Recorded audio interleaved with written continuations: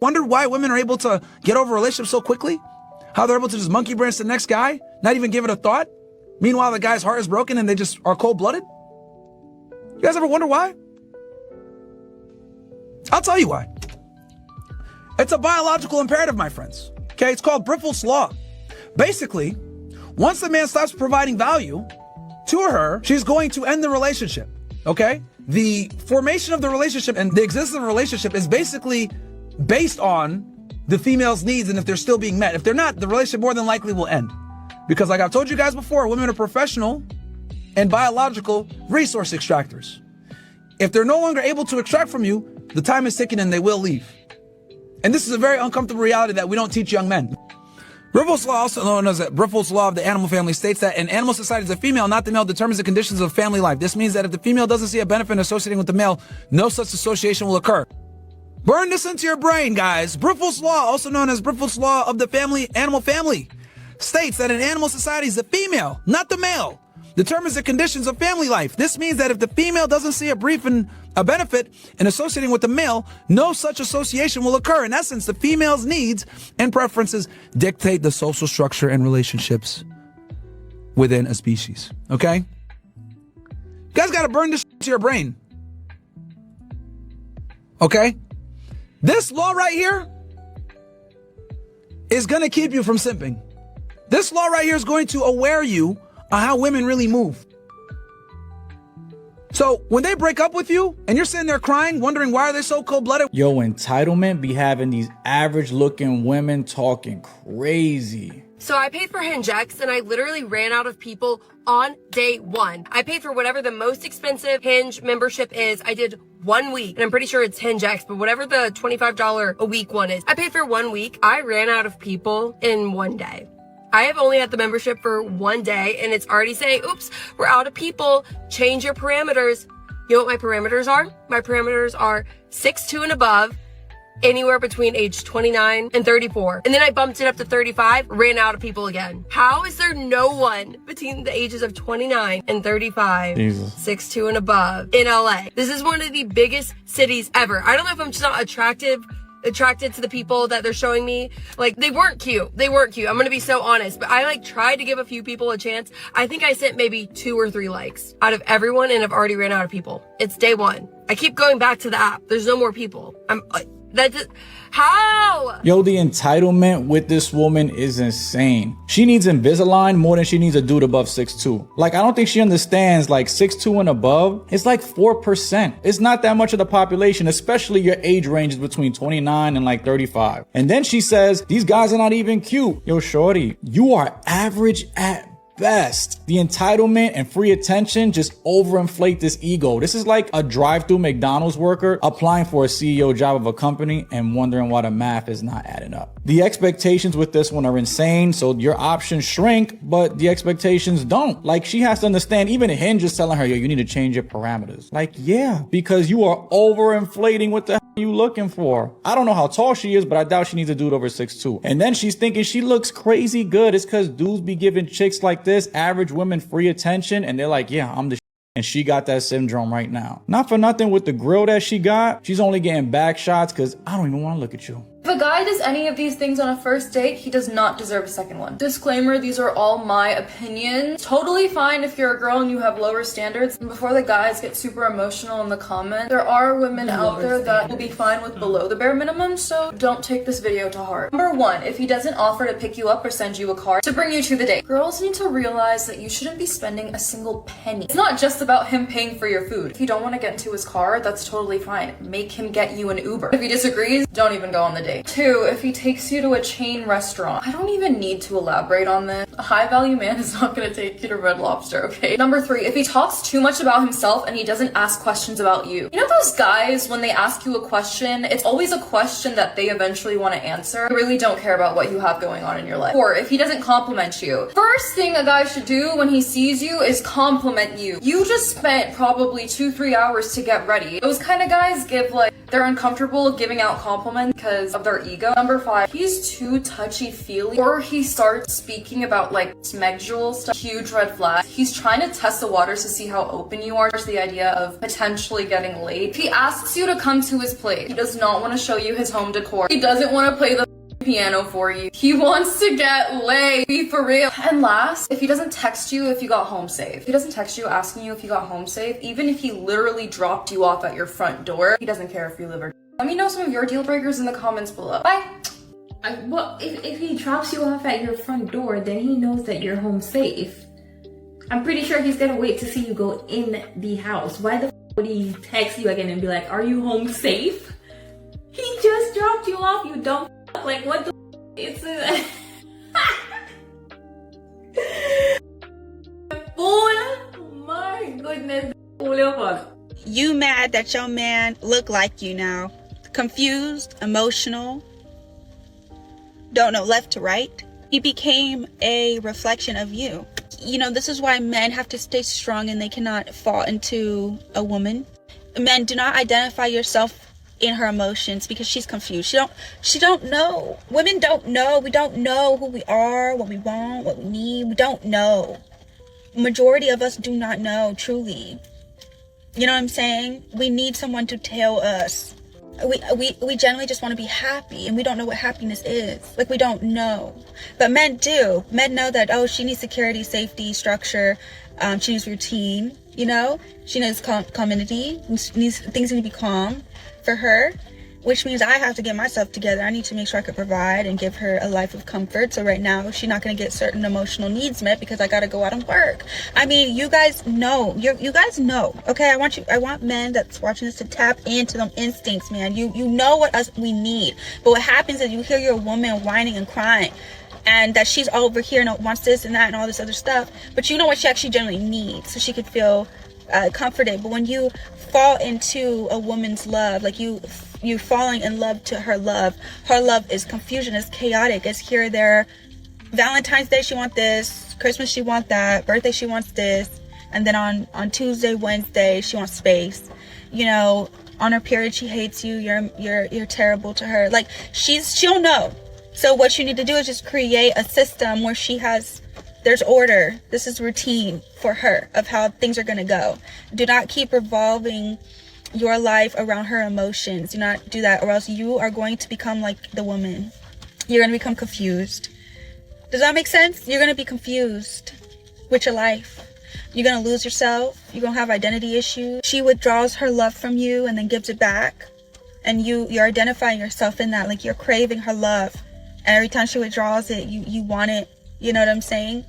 Or you match her energy, and now you're withdrawing her love from her. Now you become like a woman, you know, manipulative, like a woman. Men aren't manipulative. Like, their natural state, they really just do want peace. And the love they have for a woman is what causes them to become just like her. Did God really tell about this man? My God. Do all men think kindness is flirting? Oh my God. Now I know what I'm about to say is going to be a truly radical idea, and there will be some out there that really do have difficulty wrapping their minds around this concept. But it is still not all men. Imagine. However, I will say, in this case, there are some men out there who unfortunately do tend to mistake kindness for flirting.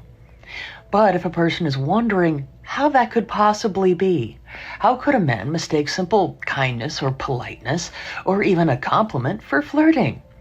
Well, the reason is actually very simple, if a person just takes a moment to think about it. How often do you think a man, outside of his immediate family, receives any sort of kindness or any kind of compliment at all from a woman who ultimately, well, doesn't want something? Paul, I'm really glad the Bible tells women to dress modestly and cover up, but I wish they would listen more. Now, that's interesting because that's not what modesty means in the Bible. What do you mean? Of course it is. Modesty means not showing skin. Not according to what I wrote. Biblical modesty was about status, not skin. Okay, that doesn't make any sense. Where are you getting this? Well, look at what I actually wrote. 1 Timothy 2:9 talks about women not dressing with gold, pearls, or expensive clothes. Peter says the same thing in 1 Peter chapter 3. So, jewelry? Wealth. In the ancient world, clothing was a social weapon. You wore your riches on your body to signal power, superiority, and class. But what about temptation? The Bible never says that women are responsible for managing men's desires. Jesus places responsibility on the one who looks, not the one being looked at. So modesty isn't about covering up, hiding your body. No, it's about not flaunting privilege. It's a warning against pride, not a dress code. But what about not causing a brother to stumble? Yeah, that's their responsibility. Your responsibility is if your eye causes you to sin, gouge it out. At some point in time, hey, listen, I'm not sure what Bible he's reading, but we have to stop. We gotta stop. We can't keep on letting these modern women skate by on no accountability. No accountability. Well, the Bible places the onus or the imperative on the person that's looking. No. No, it doesn't. If anything, it's on both of them. You, as the Bible talks about, should not want to be a stumbling block. Let's go ahead and look that up. And I'm looking at it, even him say, well, you know what about, yeah, that's a responsibility. Yes. So the Bible does place the onus on you not to go out there and be a stumbling block. A stumbling block could mean a plethora of things. If you go out there, say for instance, my dad went out there. I used to play basketball a lot, right? And, just talk trash. It's a part of the game to talk trash, right? And he used to, have talking trash really bad. And he just started going to church. So, got back out there and started talking trash again. Well, man started going off, going crazy. And it really made the man mad. And so my dad had to kind of back up and say, hey, maybe I shouldn't be doing that. We're all trying to do the right thing. We're trying to go in the right direction. And honestly, yes, he needs to control his attitude, but I don't need to be the one egging him on. I'm provoking him. The Bible even talks about it in other passages. Parents don't provoke your children. Well, you don't need to disobey me. I should be able to. No, don't provoke your children. Stop bothering them. Stop messing with them like that. That don't mean that you can't go in there and discipline them, but you out here making people mad. You've been a stumbling block. So yes, we have to talk about, and when we talk about modesty, yes, it could be flaunting your wealth and your status. The Bible talks about, can't remember, James or something like that. Vanity talks about being vain. Or I look at myself, I like the way that I look. You need to do things. You need to come back down. The Bible talks about how Jesus was born in the world. Nobody knew him. He had no reputation. It was a very humble beginning, meek and lowly, as it talks about. Meek and lowly doesn't mean you're wearing rags. It just means I'm not out here trying to pull attention to me. I'm not trying to pull eyes to me. So yes, sir, absolutely. She would be responsible for going in there and getting a dress that pulls attention to her. Are we forgetting that Jezebel ever existed? This is what I'm saying.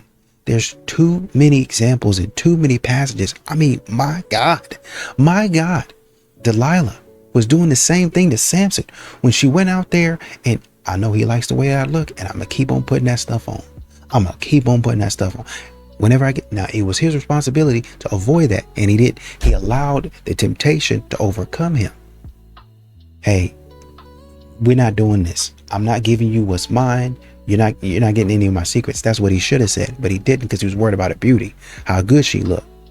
I don't know what he was doing, but that's what he was worried about, right? So we see these women out here doing things to attract, to lure, and not in a good way. That's their fault.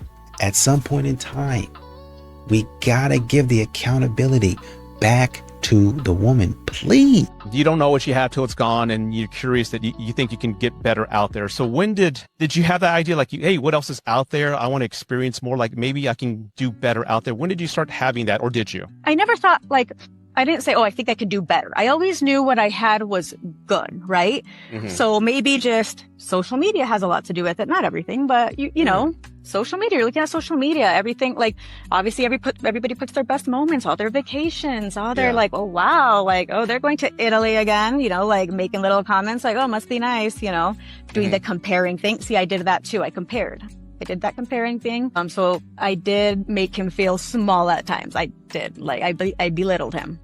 I did the thing when I would get mad, and not at the 8-year mark necessarily. That's when it just started. But, you know, as the years went on, I would get mad at, I'd say, like a real man would do this, you know, be a man. Like, I would go there, and I knew he hated, like, I knew that hurt him, and I would, you know, that hurt a real me. Man, this. You know, so I would do that a lot. And it got to the point where I'd even be like, he starts, you know, like raising his voice now at this point. Now he doesn't have respect for me, you know, as the years go on, he starts raising his voice. And I'm like, so he'd raise his voice, right? And I'm like, okay, stop acting like a girl now. Let me be the emotional one. Like, you know what I'm saying? Like, I would say, it was almost like, let me see how much I can hurt you. You know what I'm saying? Like, you're hurting me, but I'm going to do it worse. And if you don't mind me asking, I understand what you're doing, and I get that, but what's the goal? I mean, I get, like, you did the comparing, right? But then there's maybe anger that you're not doing the same thing. So you're attacking him to hurt him. But what's the end? What was the end goal of that effort? Looking back, I think it's this. So looking back, when I was unhappy, and at the time I took it out on him. Now fast forward, we'll get into that because we separated, tried working it out. I got into another relationship. You start finding things out about yourself. But I was unhappy, so I just took it out on him.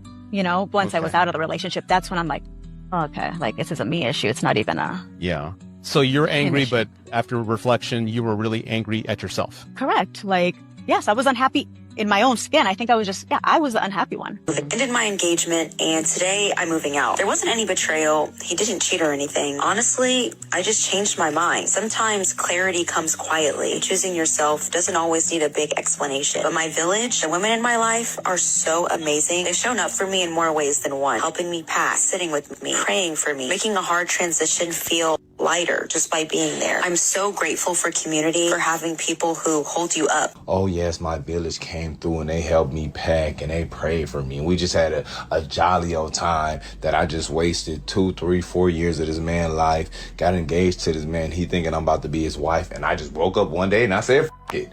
This man who was fiending to say something, he didn't even let me watch the girl's full video. She stopped herself from making a very big commitment to in a hard decision. In a hard decision.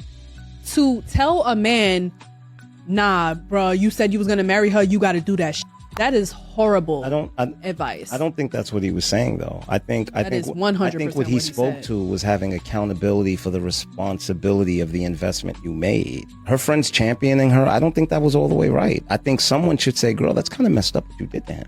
Oh, my village is amazing because what they did was support me, right? There is accountability that girl, what you did is kind of messed up. Like, you have the right to walk away, but it's still kind of messed up that you were there with this guy for 4 years, you know.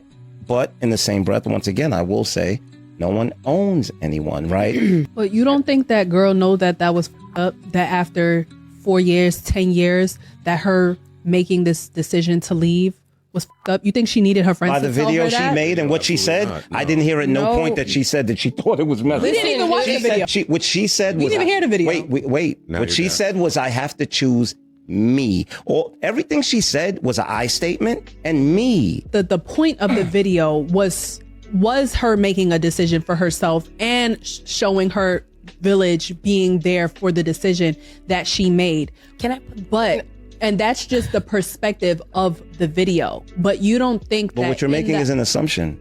Because there's no proof of it in the video. When it comes to support from, like, your community, right, your friends, she had about 6, 7 girls over there. You can't tell me that there was not one person that was like, but what you're making is once again, what you're making is an assumption. No, there is no proof of that. I'm thinking that listen, y'all men. Hey guys, if you enjoyed that clip, make sure you check out the full episode on YouTube. All the full episodes are there, so check it out. As a wife in a healthy, happy, successful marriage, I've been with my husband since high school. I got lots of stuff that I want to talk to you guys about, so stick around if you want to know how to maintain a healthy, happy marriage. I'm your girl, Kiara Lachey. Let's get it. I did a video about my strict program. So I'm gonna tell y'all about his strict program because a lot of y'all loved that video and I just want to share his side. Okay, first and foremost, respect, communication, and transparency. I'm cool with that. I gotta keep that heat on me everywhere I go. My safety is important to him. If I'm not with him, I have to know how to get back home. We hit the range, trains me on all those things. That's very strict in this house. I was getting my nails done one time in a private suite, okay? He pulls up, walks in, I hear, it's him, you forgot something. Puts it in my purse, gives me a kiss, and before he walks out, he says, stop forgetting this. Yes, sir. I can't wear anything to bed, bonnet, perfume. Period. I cannot carry my own bags. He does not want me carrying bags, grocery bags, luggage, none of that. He says, don't embarrass him. I have no problem helping, but hey, I'm gonna let that man. Sometimes he'll let me carry a little bag so it feels like I'm helping. I'm cool with it. I do not open my own door. He does not allow, don't embarrass. I do not speak ill of him. I only speak highly of my husband. I do not go out dressed inappropriately. I don't be in everybody's face. Kiki, when a man tells me, oh, you're beautiful, smile for me, baby, smile for me, baby. I don't do that. After I tell you I'm married and I say I'm not interested, I'm married, I'm happily married, get out my face. Have a good day. I'm respectful in my attire, in my actions, and in my words. Oh, I do not pump gas. I don't pump my own gas at all. I don't even look at the gas gauge. I don't look at the gas gauge. That's just not my problem. He doesn't want me to fill the gas tank up.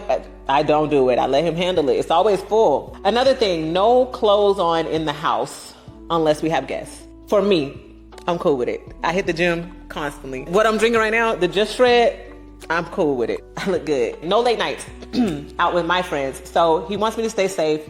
I can go frolic all day long, but at night, late nights, I'm in the house, home, cuddled up with my man, and my baby. And same for him. He goes out with his friends, but he's back in a reasonable time, both of us. I do not call him out of his name. I respect him with everything that I have in me, so I will never call him no hoe, no mother. Now, these are our strict rules in our marriage. This is what works for us. If you can't get down with any of these, do what works for your relationship. But this is what we do to maintain our healthy, happy marriage. We have rules, we have respect, and it just works. If you want to learn more, just kind of get a little big sister advice, big cousin advice, stick around and follow for more, comment, engage, make sure I know y'all paying attention. I'll see y'all at the next video. Love you. Mwah. All right, so as someone who's been in the dating pool for at least the past 3 years, the majority, here are the top 5 things that I immediately swipe no for on dating apps. Immediately. I haven't seen anybody say it, so I'm gonna say it. If I see a picture of a woman and she's not smiling, immediately no. Immediately. I want to see someone that is expressive, someone that exudes positivity. If you're not smiling in your photos, it could be for a number of reasons. I don't know. Maybe you're insecure about something, but I want to know because I think a beautiful smile is so attractive. Number 2, if your first video doesn't show your face, swipe. I'm not even. Yeah. Number 3, which I thought should be obvious, but it's not. You'd be surprised what's on these dating apps. A woman to say something like, first drink on me as long as I get to use your card or bank account. What? Swipe. Odds are I'm going to buy the drink anyway, but not for you. Number 4, I know this is controversial, but profiles where it's more about your body than it is about who you are. Yes, show pictures, who you are. Obviously, attraction is important, so I need to see how you look. You need to see how I look. Cool. But nothing about yourself? Who are you? What do you like? What are you like? Number 5, if you talk in caps on your dating profile, immediately no. If you can't articulate yourself enough and let whoever it is that's viewing your profile know who you are and how you feel without caps, I don't want no smoke. Immediately no. So apparently she went out, got into an argument with a man, got to arguing with him and stuff like that. And then I guess he tried to get physical with her. So she ended up leaving the club or whatever. Her friend stayed, she left. She ended up texting the guy that she was dating, telling him about what was going on. Instead of him jumping to her defense, he said, first of all, you wasn't even supposed to be there tonight. Yep. Yeah, now that's Secondly, why would you argue with a man in a club and I'm not there? Yep. Third of all, why would you argue with a man in a club? Period. You don't know this man. You don't know what he got outside in his trunk. You don't know nothing. So basically, he told her, you're wrong. You know, you don't listen. You're at this point, I don't even want to deal with you no more because you won't even allow me to lead. You don't listen to nothing that I say. I'm not about to lose my future. I'm not about to lose my life because I'm defending you when you decided to be dumb in that moment. So, and you know, honestly, with the advent of social media, a lot of men, they don't really say much, but they do have standards. What modern women are coming to realize is that you're not the only one that is looking and checking out things. It's just that men don't say a whole lot about what they're checking out. They just eliminate you. That's really what it ends up being. You just get eliminated. And so now men, they're going further and they're trying to help you out and say, well, this is what we're looking for. Where are the men at? Why can't we find any men? How come he didn't like me? Well, I'm telling you right now, these are some of the things that I look for. And even going back to the woman talking about, I'm in a healthy, happy marriage. This is what I do for my husband. There were some things that she named her husband wanting her to do. And then there's some things that she named her husband doing for her, right? Well, I told you about my strict program that I run. Now, let me tell you about his strict program. I appreciate that because a lot of these modern women, oh, my husband don't play about me. And they go down the line about some, you know, after they're done, it makes it look like the man is a simp. But really, he's doing things in reciprocation to what she's giving him, right? He starts off as a man, he's leading and doing all of these things. She gives him back that energy and respect. And he says, oh, shoot, she does respect me. She really is down for me. I'm gonna do more. A lot of people leave that out. And so these modern women are thinking, I can stay the way that I am. He can give me the world. And it don't work like that. And they remain single. I've given up dating and pursuing women. And I think more men should do the same. I haven't given up out of hopelessness. I've given up out of clarity. And no, it's not because I'm gay. This isn't a coming out video, but that'd be really funny if it was. I've deleted the apps. I've stopped chasing, and instead I've become completely obsessed with building the life that I actually want to live. My music, my businesses, my health, my home, my son, my purpose, the things that actually set my soul on fire. And here's what I've realized. That obsession brings me more fulfillment than any relationship ever has. I wake up genuinely excited about what I'm building, and there's something that feels so deeply right about a man who knows exactly what he's here to do and just does it. So that's the work right now. Not becoming perfect, just focused on being whole, because the version of me that I'm embodying doesn't need a woman to feel complete. I'm already full. So when I meet someone next, I want there to be zero part of me looking for her to fulfill something in me. No neediness, no quiet desperation dressed up as romance. I want to show up already overflowing. And whatever we share is just extra. It's a bonus. Pure joy on top of an already great life. That's the kind of love I actually want to experience. And I believe you can only really have that when you've done the work on yourself first. So that's exactly where I'm at. My focus is on being the best me, and I trust that the rest will follow. You want to know why women get frustrated when men don't be planning dates? Now, I could be wrong. I doubt it though. But listen, I was talking to my girl this weekend, and it's so much stuff that they think about that we probably don't know that they're really thinking about. For example, if me and my girl's about to go on a date, I'm like, okay, I'm probably about to wear these shoes, that shirt, these pants, and I'm good. I can go in there and get dressed in like 5 minutes. For her though, she has to know what the aesthetic is going to be like. And then based off of the aesthetic, that's how she's going to prepare herself. Is she wearing a dress? Is she wearing pants? If she is wearing pants, is she wearing flare pants, high-waisted, low-waisted, mid-rise, straight leg? I didn't even know there was that many types of jeans. What color lip she's gonna put on, how she's gonna do her makeup, if there's gonna be humidity, where her hair poof up, how she's gonna wear her hair, what type of perfume she's gonna wear, the accessories, what kind of shoes, is she wearing flats, is she wearing heels, is she wearing sandals? They think about all of that stuff. And not saying there aren't some guys out there that are fashion forward that actually put like way more thought into their outfits than the average guy. But for the most part, it's very simple for us. Like we can get dressed pretty quickly. But yeah, it's a whole production for them. So by the time they're done thinking about all of that, and they also have to do all of that, they're like, can you please just plan something? And I don't think that's a hard ask. It might be for some people. I think it's simple, free game. Hopefully somebody learns something from that. But it's like, they just won't help. That's it. So I'm giving her a text. I'm like, hey, like, what are you doing? You know, like, where are you? And she goes, I'm with Mike. You're with Mike? Why are you at, like, a bar or club area? Like, what are you doing with Mike? Oh, well, you know, his coworkers wanted to go out for drinks. And, you know, I told Sam that I was just going to be hanging out with you. And so if he calls, just say that I'm with you. And I say, girly, that is way past boundaries. You're like, first you're lying to him, and now you're telling him that you're with me and you're with Mike. That is a whole different situation now. She's like, no, it's okay. Like, everything's fine. Nothing's gonna happen. And at this point, I don't know. I'm feeling like I'm getting stuck in the middle about this, and I don't like it. So the next morning comes, and Sam calls me, and he's telling me, like, hey, like, can Bree, you know, call me when she gets up. I have to talk to her about something about the wedding.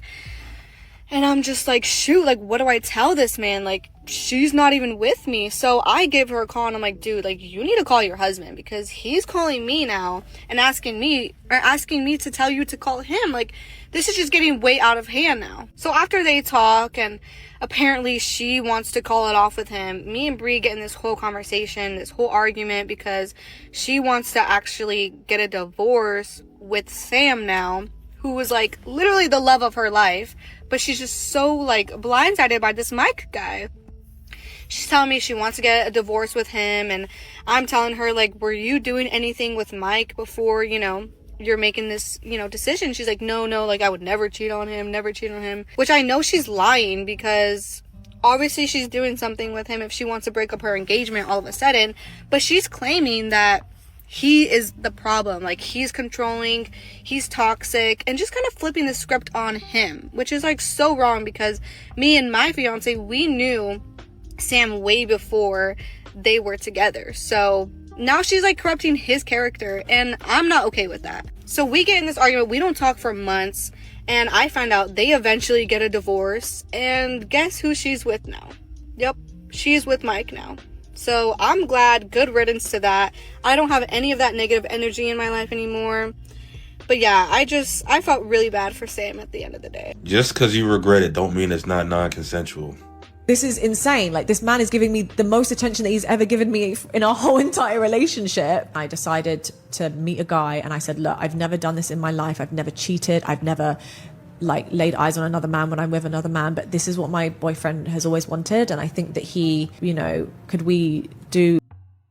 Man, you could believe that if you want to, but trust me, if a woman don't like something, she's not doing it. It's not because of the boyfriend, it's because she wanted the other guy herself. I was so unbelievably drunk, and I was also on my period, and he was like, yeah, that's fine. And I was like, really? Of course they're going to blame it on the alcohol and then try to make an escape route saying, I'm on my period. And the guy's still going to say yes, knowing that you think that's nasty, but it turns you on low key. He's like, yeah, sure. And so I ended up doing this with this guy. And I remember obviously going back home, and I couldn't sleep in the same bed as him that night. And I was crying, like hysterically crying, like on my sofa, because I just felt disgusting. Now listen, remember, she says, I felt disgusting. Couldn't sleep in the same bed as her boyfriend. I felt disgusting. Listen. Felt not very consensual. It didn't feel like this is something that I wanted to do. I did it for someone else, which does that now make this not consensual? Like, you see how they try to flip the script to play, oh, I'm the victim, like I did it for somebody else? You knew what the you was doing. You're not gonna get drunk and go a dog or a cow. You knew what the he was doing. Oh, yeah. Right? You're doing it for someone else, but you didn't want it. I didn't want it. And so woke up the next day, and he had obviously read the messages on his phone where I told him that I'd hooked up with someone. He came downstairs, kissing, hugging. I love you so much. You are amazing. Da, da, da, da, da. And I was like, I was feeling really about myself. And he was like, look, I understand if you don't want to do it again, but if you do, like, I would really want you to get video footage of it. And I was like,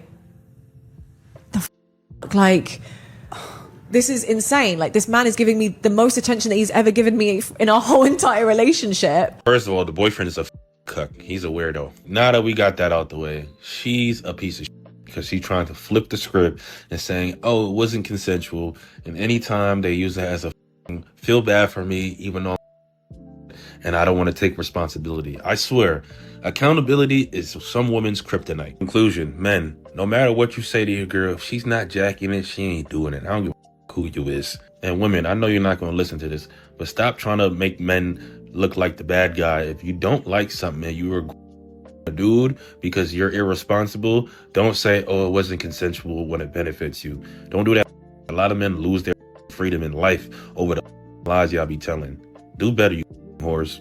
And we have people living like this? Ah, man, we're cooked. We're cooked. The man them don't know what to look for in a gal, you know. Some of you man be taking out some gal that look bad on the outside, but they're dirty gal. They're rotten from the inside. Do you get me? Manners and respect don't cost a thing. So let me show you how to analyze this from the first date. You see, if she don't have no manners and respect towards the waiter, that's a red flag. If she don't know how to say hello, bye, please, thank you, red flag, because she has an entitlement mentality. She talks to people like they are something on the bottom of her shoe. She looks at others like they are below her.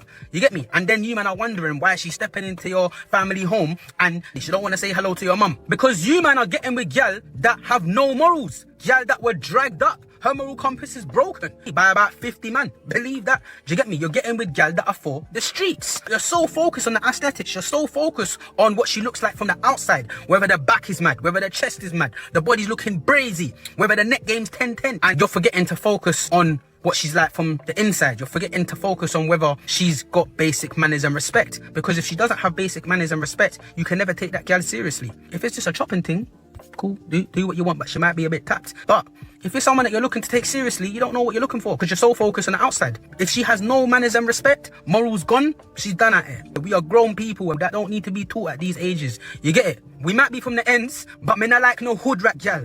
Them gal for gwe. You understand what I'm trying to say? Spin off. Me not like it. You get me? My thing's separate. And I gotta go back to the brother saying, you know, I don't think it's a hard ask for you to plan the date after cheating, and he went down a list of things. The thing is, men know that. Men are aware of that. But women are trying to charge men for that. When both people are going on the date, maybe his process for getting ready is simpler, but his responsibility financially is greater. You see what I mean? So if I have to pick a restaurant, so I have to get, first of all, even before we go on the date, I have to figure out how to get to know you. That means I got to figure out when we get on the dating site, you're doing the aesthetic pictures, I'm doing the aesthetic pictures. But for women, they're more picky. A lot of times they select, according to some statistics, what the top 20% of men. Okay, let's zoom out and say they select the top 40%, top 30, top 40%. Right? So now you have to figure out how to be in that top 20, 30%. Okay. Even if you say 40%, you have to figure out how to be in that top 40%. Well, it's literally just taking a shower. No, it's not. It's more than that. On these dating apps, your bio has to be funny, serious. It all has to work together. Plus, you have to give off confident, but not too flashy. Can't make it seem like you have social media. So all of these things have to go into factor when you're trying to pull her in, because you like her. So you make the first move, yeah, you click, or you super click, or super like, or whatever. And now she says, okay, I like him back. Let's give him a try. Now, out of literally sometimes 3,000, 4,000 men, I got to pick the one that catches my eye. So now I have to figure out how to stand out in a room full of 3,000, 4,000 men, right? If you put them all in the room, I mean, they're on an app, but if you put them all in the room, let's say out of 3,000, 2,000 eliminate themselves because they're terrible people. The terrible pictures, whatever it is, you still got 1,000. I got to stand out among 1,000 men. Okay. So what is my conversation going to be like? Well, you got to make me laugh. You got to open up with this. I got to figure out how to read the profile and say something that's relevant, which is actually pretty hard to do. There are some men, and this is why you have coaching for it, right? I think Marvin on Instagram, I can't remember his last name right now. He does that. And there are also a lot of other men. Hey, let me coach you. Let me teach you how to talk to women, because it's an actual skill. So that's a skill that you don't only, not only are you developing that skill right in the moment, you would have had to already develop that skill. So while she's talking about pants and makeup and hair and all that other stuff and shoes, you're trying to develop a skill to even get her in those pants, shoes, makeup, and all that stuff. You have to go through all that. Plus, okay, now I got your attention. How am I going to keep your attention? What am I going to talk about? Is my life, is it interesting enough? Can I provide that mystery for you so you think that I'm interesting? Do I pick the right restaurant based on, what we've been talking about? We haven't really been talking about what we like to eat. So based on what we've been talking about in your interest, maybe I can find something in there, and maybe I can pick a restaurant and say, hey, why don't you and I go out? Can't be something that's, it can't be too expensive. Anything is a goal for these modern women, but it can't be something too cheap. So I got to make sure it's right on your style, especially, when you talk about the heels and the aesthetic and all this. Well, this is my aesthetic. So now I got to look at your aesthetic and see, is this too cheap? Is she going to like this? I have to think about all of that stuff. Right. And then I have to go out. Does she want a car? Does she want me to come over and pick her up? Does she want me to meet her there? I got to kind of read the vibe there. Is she the person that likes me to walk into her house, kiss on the first date, or just follow the vibe and all that stuff? A man during the date is having to figure out all of that. So, yeah, I think it's okay if you pick out some pants. I think it's okay if you pick out a shirt. I think it's okay if you go ahead and you pick out your shoes and you do all of that stuff, and then you just say, hey, here are the restaurants that I like. What are you thinking? I think it's okay for you to get on Google as a woman and look at I like this restaurant. Why don't we try this out? I think you'll be okay. I think you have enough mental energy in order to be able to help me out. Oh no, I just had to leave out this restaurant and come back to my car because I need a moment of clarification. Mind you, I'm on a date right now and I'm with this girl. We get here, let me give you a little rundown. I just watched this girl order a mountain of unhealthy decisions. I'm talking about extra cheese, extra slices, bacon, and more, right?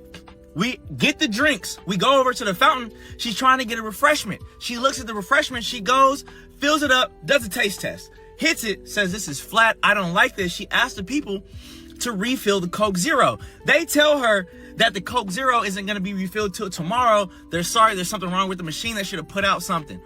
She looks at the machine, doesn't want any other refreshment. No water, no juice, no air, no ice, nothing. She goes back to the counter asking for a refund as if this was a team investment. Why the f you asking for my money back? I still want my food. Anyways, I started to get heated because she's going back and forth with the cashier, acting as if this is a debate. I'm getting a little uncomfortable. I leave to the car. I told her I'll be right back. I'm going to grab something like I left something in here. I'm not going back. Because if Coke Zero has you this far in your emotions, I'm not built for what the happens when you got a real life problem. All right, God, I gotta quit using hands, bro. We talk about the husbands and boyfriends of influencers because it gets to a point. This is something that's never been spoken about that I've wanted to talk about for so long because this whole Chrissy situation is my story. I'm literally going through divorce now because of infidelity, which I've shared on social media for the past year and a half. I don't even really want to speak about them because one, I don't know them, I don't follow them. I just know of them because I know that they're big on TikTok and stuff. It's just so crazy how, I guess I'm going to speak for myself. It is so crazy how my ex-husband was my biggest fan until he became my biggest hater. People aren't jealous or hating on your success. A lot of times they hate who you became or how you started treating them after the success came. Now, I'm not saying that's the case in this situation. I don't know this person. I don't know her ex. But a lot of times women understand this dynamic when it's in reverse. How many times have we heard the story about how a wife was supportive of her husband as he was building a business and going through school, only for him to be completely invested into that new business. Now he's no longer available. Then someone happened to give her the right attention in the DM. She started flirting with someone at work. Now, in neither situation is an affair okay. But I think that people need to have a bigger conversation about how some people are investing in themselves and not into the relationship. It's very possible to do one and neglect the other, only to find out that once the success actually hits, that now the two of you have grown apart So for those of you who are high achievers, especially if you're in content creation, make sure you're not only investing in your dreams, but also investing in the relationships around you, especially if that person is supportive. There's one thing that drains a man faster than anything else in a relationship, and most women do it every single day without realizing. It's not about what you're saying. It's how you're saying it. The tone of voice. A lot of women don't realize they've stopped using that soft, warm voice with their man. Everything comes out sharp. Complaining about this, nagging about that, bringing up what he didn't do.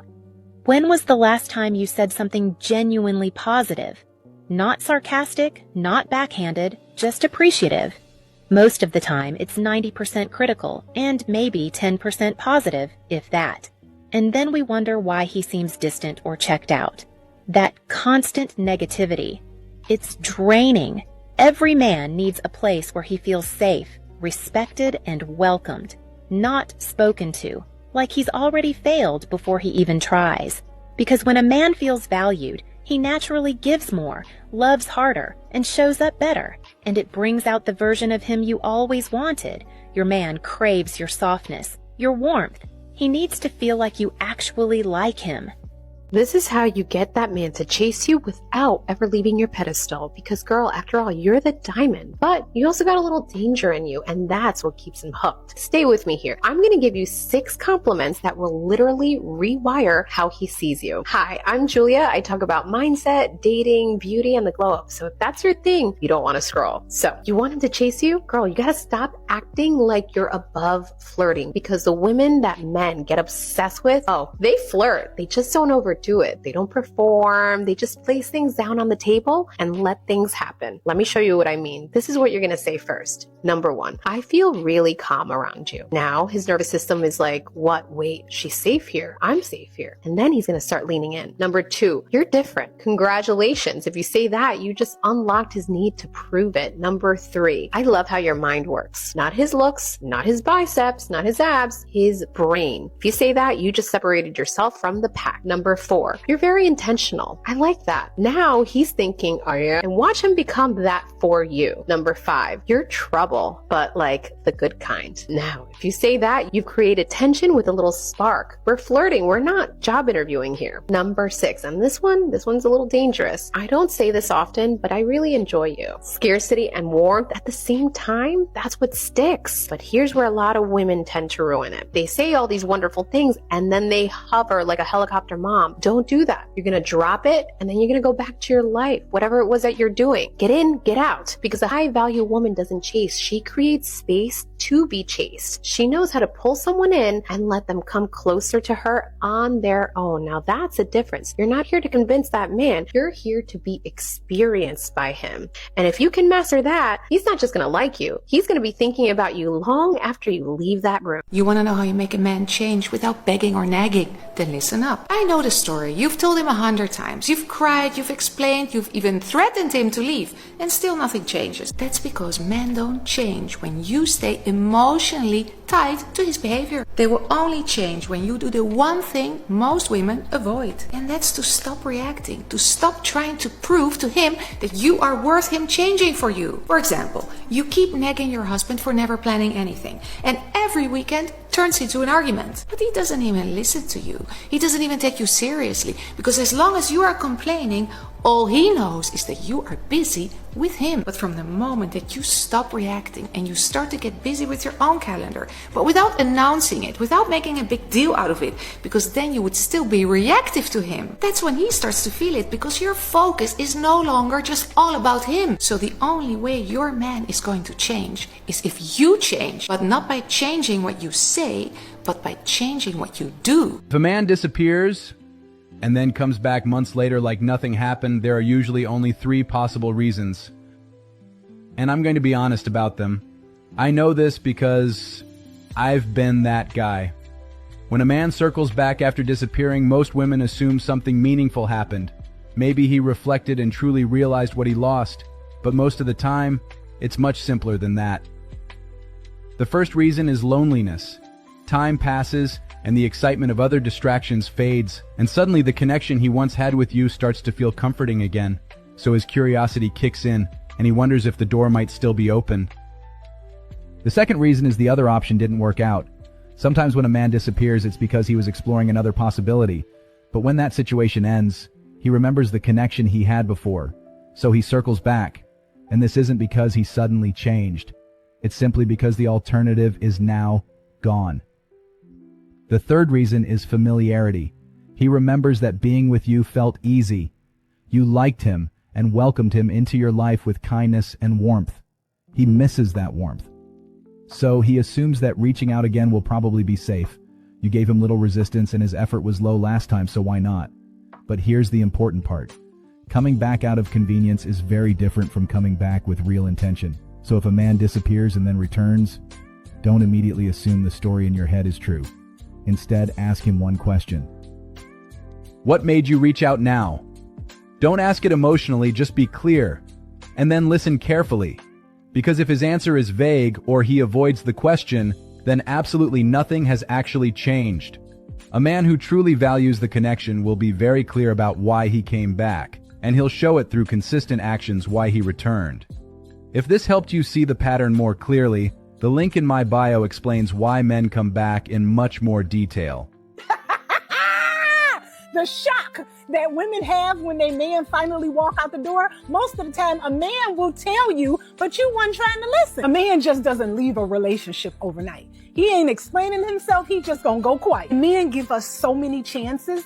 We are so focused on ourselves that we don't even hear them. So here are 5 reasons that men have specifically told me of why they leave relationships. Number 1, a man gets tired of feeling unheard. He will bring things up to that woman about respect, communication, effort, and when nothing changes, he just stops repeating himself. Number 2, a man gets tired of explaining the same thing. At first, he's gonna talk, he's gonna repeat himself, but when he realizes that nothing he's saying is being taken seriously, he gonna stop talking and he gonna go mute. Number 3, he starts adjusting instead of arguing. Ain't no man gonna argue with no woman. Period. He's going to have less effort, less emotion, less engagement. And none of this is because he doesn't care. He just knows that arguing ain't going to change a thing. Number 4, he's going to mentally check out before he physically leaves. Yep, he's still there physically in the house, but he is not present. The realization of that is that the connection is gone. And most women do not notice it until it's too late. Number 5, he realizes his peace is more important. You have a couple of clips in there where modern women you just cannot listen to what they're talking about. You can't listen to what they're talking about. This is keeping these women in business. This is keeping these women in business. You're listening to what they say and they're telling you the wrong thing to do. Most of this stuff is common knowledge and stuff you've been doing anyway. I'm gonna teach you how to flirt. Compliment him. I mean, with modern women, I guess you have to say that because they don't want to compliment a man. They don't care to really honestly and truly big a man up, to be supportive of a man, to respect a man. So I guess you would need coaching on something like that to get out of your own way. I mean, I feel like a good therapist would have told you that. So there's no need to go to a therapist and then go to a coach if the therapist is already telling you what you need to do, but you're not following it. If the therapist is already telling you what to do and you're paying $150 per session, what is a coach going to do differently? You know, your perspective it's just so rich. I can't believe. Yeah, you can't believe because you weren't trying to do it. That's the thing. These modern women out here, they don't want to do anything for a man. They go to you for coaching because they're trying to figure out how to, like the woman said, stay on their pedestal, but also get a man. I think I'm royalty and I don't want to come down from my royal palace. You're not royalty. Just come down to be a normal person and see how far you get.